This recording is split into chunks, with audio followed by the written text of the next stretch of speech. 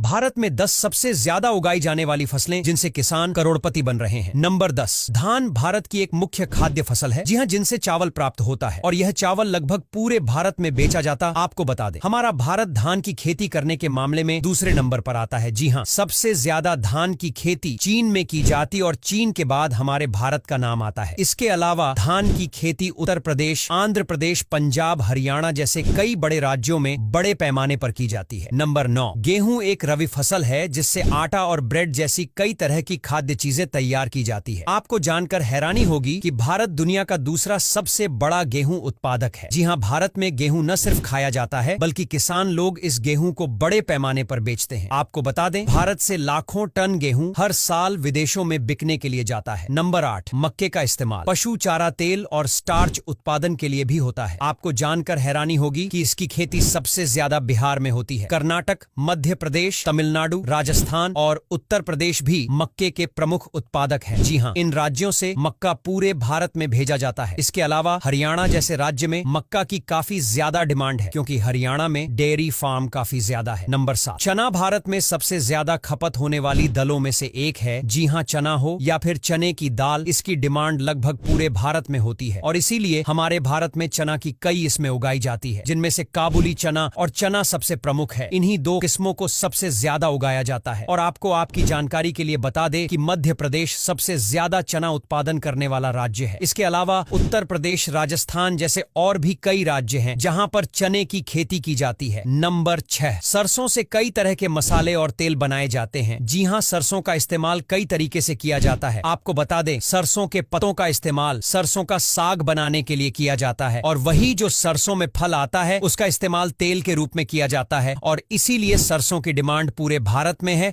और राजस्थान भारत का सबसे बड़ा सरसों उत्पादक राज्य है।